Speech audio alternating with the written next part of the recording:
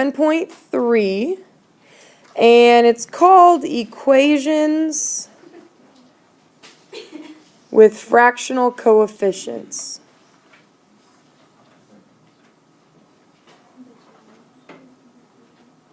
Okay, now 7.3 and 7.4 are really similar. There's just going to be kind of one major difference, and we'll tackle that next week when we get to 7.4. 7.3, equations with fractional coefficients. I know you guys all love fractions, and every time I tell you that we're going to do fractions, you do a little silent cheer in your head, right? Okay. Yeah? Okay. Well, for those of you who maybe you don't do a little silent cheer whenever I tell you we're going to be working with fractions, it should be good news today because we're actually not going to be solving the equation dealing with the fractions. The goal of today's lesson and tomorrow and Friday's lesson is to get rid of the fractions.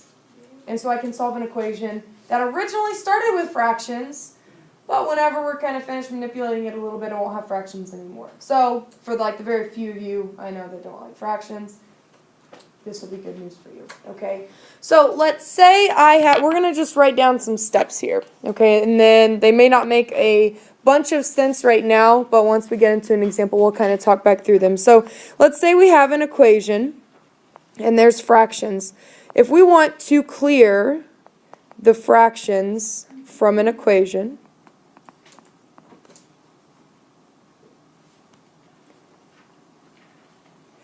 we've kind of done this before a little bit, okay? We've had equations that have fractions. If I have 1/4 x equals 10 and you wanted to get rid of that 1/4, what did we do? Multiply by the reciprocal. Or what a lot of you guys do is you multiply whatever's in the denominator. Okay, but that's only if we have one fraction. Today's equations are going to have 2 fractions or maybe even 3 fractions. Maybe tomorrow and Friday they may even have 4 fractions, okay? So I can't just multiply by the denominators because there's not a guarantee that all of the denominators are the same. So what we're going to have to do is we're going to have to multiply by something that would get rid of all of the denominators. And what that's going to be is it's going to be the least common denominator. So that's the first thing we're going to do. We're going to find the least common denominator of all the fractions. It may have been a while since you guys worked with least common denominators. Also called least common multiple. Okay, we'll tackle that when we get into our first example. Okay, second thing, we're going to use this least common denominator. We're going to multiply both sides of the equation by the least common denominator.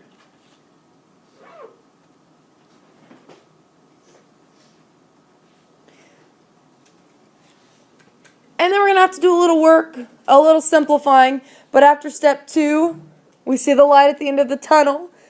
Because once I do step 2 and I simplify, I have no more fractions. I may have a kind of multi-step equation to solve, but we can do that. So the third step is just going to be to solve the resulting equation.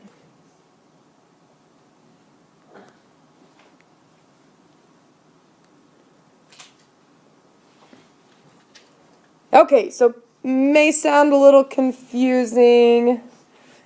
Not really sure what I'm talking about. Like I said, hopefully when we get into an example, it'll make a little more sense. So let's look at an example. We want to solve. Okay, first one, if I have n over 3 plus n over 4 equals 7. One thing I can tell you that will make this easier is for you to write down how I solve this problem exactly like I write it down on the board. And then when you're doing your homework, solve the problems in your homework and write down every step exactly like I'm showing on the board. It's really easy to kind of skip steps and not show some of your work.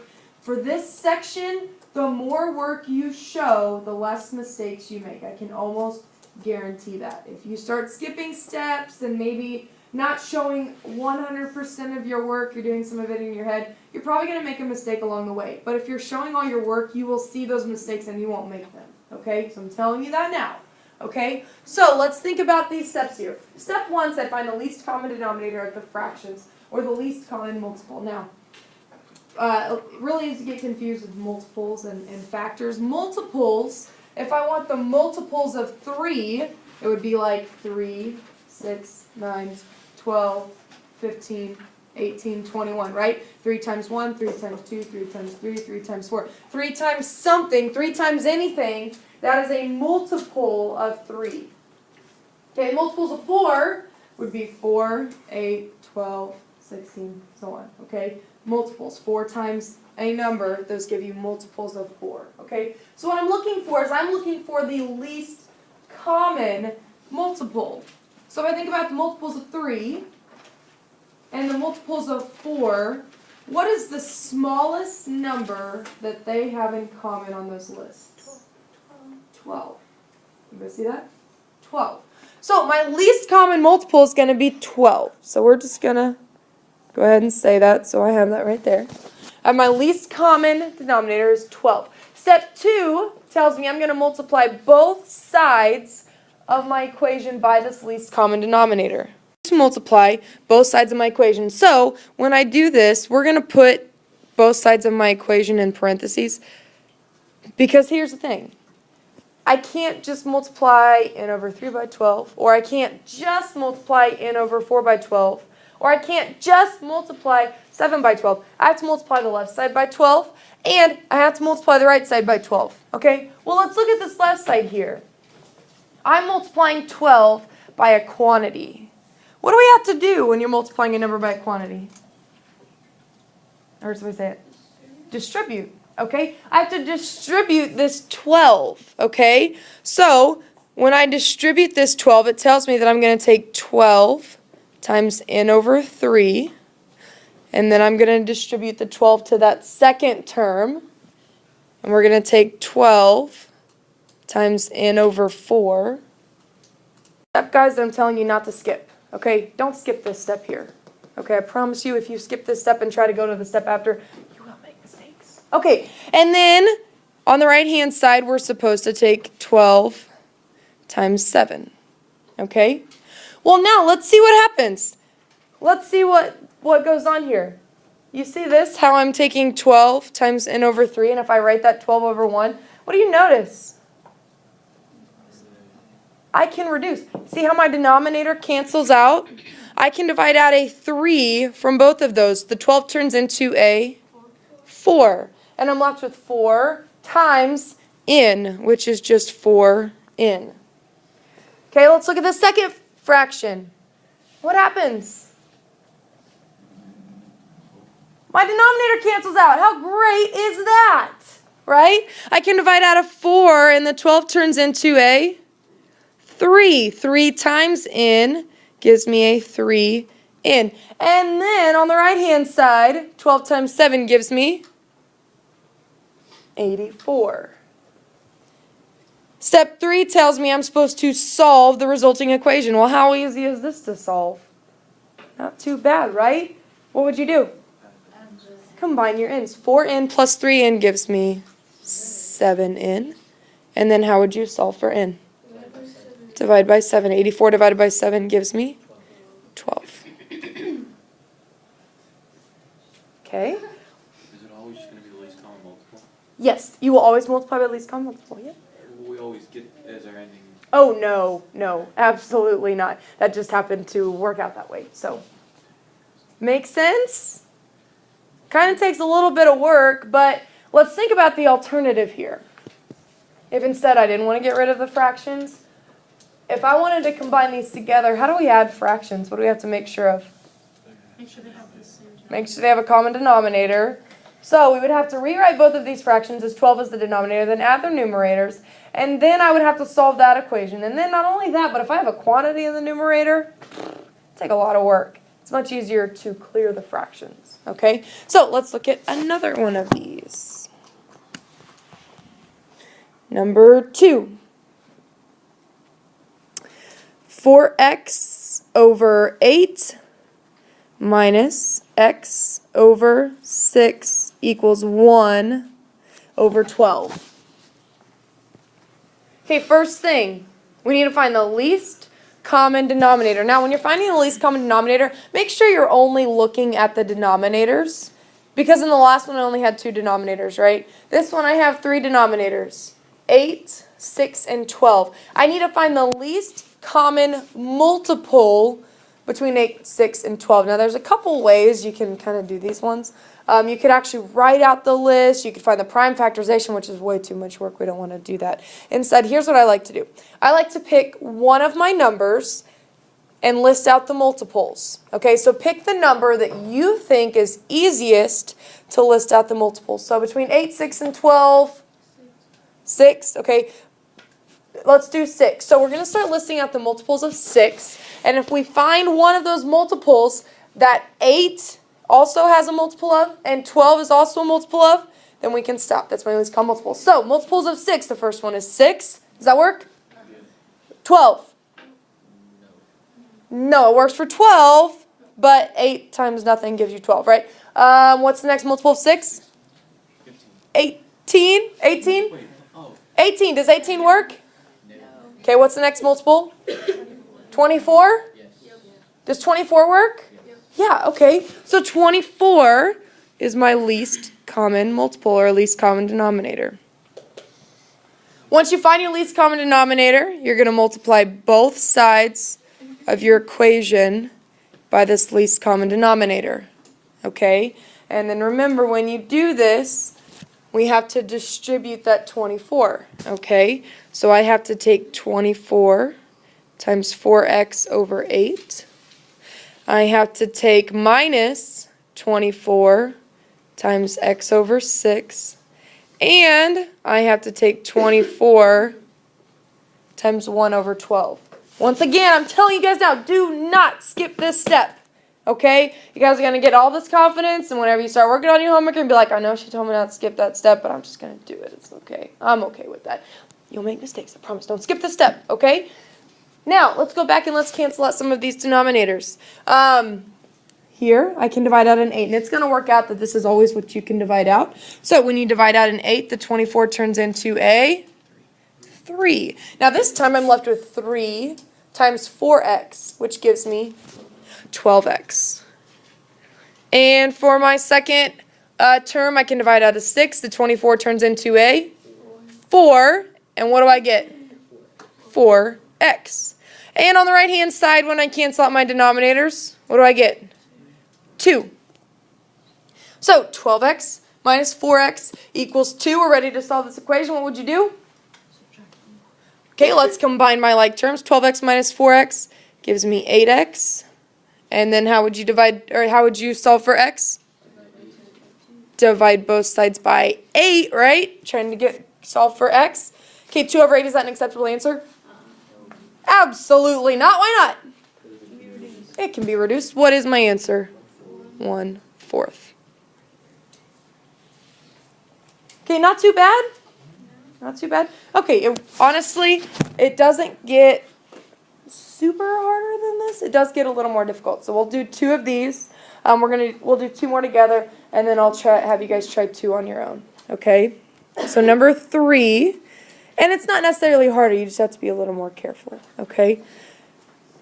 Let's try x plus 1 over 3 minus x plus 2 over 4 equals 1/2. Okay, what do I do first?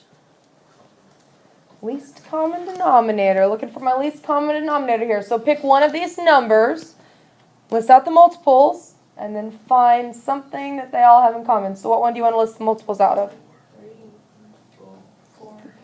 4. I heard 4 over here. Okay, let's list out the multiples of 4. First multiple of 4 is 4. Does that work? No. What's the next multiple of 4? 8. Does 8 work? No. Works for 2, but doesn't work for 3, right? What comes next? 12. Does 12 work? Yes. Yeah, 12 works. Because 12 is a multiple of 3. 12 is a multiple of 2. So my least common denominator, my least common multiple is 12. So we're going to multiply everything by 12.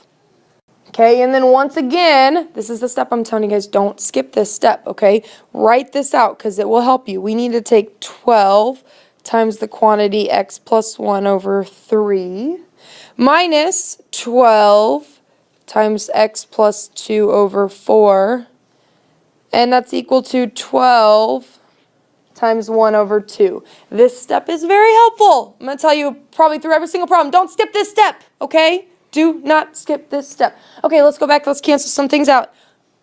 My denominator, the 3 divides out, and the 12 turns into a 4. Now, here's the thing. Here's where you have to be careful. Because I'm left with 4, but I have to multiply 4 times x plus 1. I have to take 4 times x plus 1, and it's going to look like that. What am I going to have to do with the 4? Distribute. And we'll do that in the next step. But you have to do that. You can't just take the 4 times the x. It's not the same thing, okay?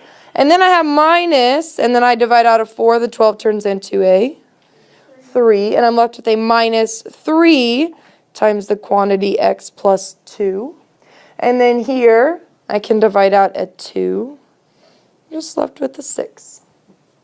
Okay, the reason why I also show this step, the biggest mistake, I promise you that you won't, well, maybe not promise you, one of the biggest mistakes you will make is this right here. Why would that cause a problem?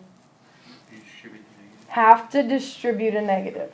Okay, and you have to be really careful with that. So, if we go through to solve this equation, I have to distribute the 4.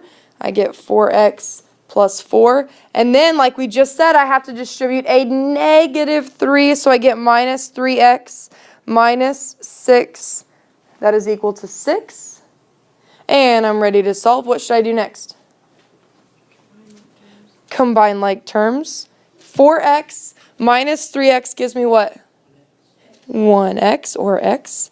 And then 4 minus 6 gives me negative 2, which is equal to 6. And then finally, how would you solve for x? Add 2 to both sides. So x equals 8. Okay, they do not get any harder than this for today. Okay, so if you feel confident doing these ones, homework today shouldn't be too bad. Okay, let's do one more. We'll do it kind of halfway together, and I'll give you guys some of it to do on your own. Number 4, y minus 1 over 3 minus y plus 1 over 5 equals 2. Okay, first thing I want you guys to do is I want you to find the least common denominator. I want you to do this on your own. But here's the thing. How many denominators do you have? 2. Just 2. Just the 3 and the 5. You don't have to worry about that 2. It doesn't even have a denominator, okay? So take a second. Come up with the least common denominator. See what you can come up with. Okay, what did we come up with? 15 would be the least common denominator. Now let's say you did come up with 30. Guess what? If you multiply everything by 30, you think it'll still work? Yep. It'll still work. You're just going to get bigger numbers. Okay? That's not a denominator. Right? Okay? All right, so now we're going to take everything and multiply it by 15. So 15 times y minus 1 over 3 minus 15 times y plus 1 over 5 and 15 times 2. I want you guys to do this next step on your own. I want you to cancel out your denominators. I do not want you to distribute yet, so write what I get next when my denominators cancel out, and then stop, and we'll check together. Check and see what I have on the board. If that's what you got when you cancel out your denominators, go ahead and distribute, but be careful. This is a negative, so make sure you distribute that negative also. And go ahead and finish solving your equation and see what you get. Okay, well, hopefully you got 19 if you got finished. Like I said before, one of the biggest mistakes you'll make is you'll forget to distribute a negative 3. And so if you had this as a positive 3 because you forgot to distribute a negative 3, it'd change your answer just a little bit. I think you end up with 32 over here, right? And then you would end up with 16 instead of 19. Okay, any questions on number 4? Okay, I'm going to have you guys try one completely on your own. This can be more like the first ones. I want you to try 2x over 3 minus x over 2 equals 12. Okay, so we have a least common denominator of 6. Multiply everything by 6, and remember we have to multiply both sides by 6. A lot of times it's easy to forget about this other side because it doesn't have a denominator, so you're not really thinking to cancel out that denominator. But just because it's not a fraction doesn't mean you don't have to multiply, right? Because if you only multiply one side by 6, it's not a balanced equation. Okay, so to keep it balanced, we have to multiply both sides by 6. My denominators cancel out, and I get 4x minus 3x equals 72, which gives me x equals 72. Okay, questions on that one? Okay, last one here. This will be more like numbers 4 and 5 that we did. 2y over 3 minus y plus 2 over 2 equals 0. That's what I have on the board. If you got that, go ahead and get started on your homework. If you did not get that answer, please ask for help if you can't figure out what you did wrong.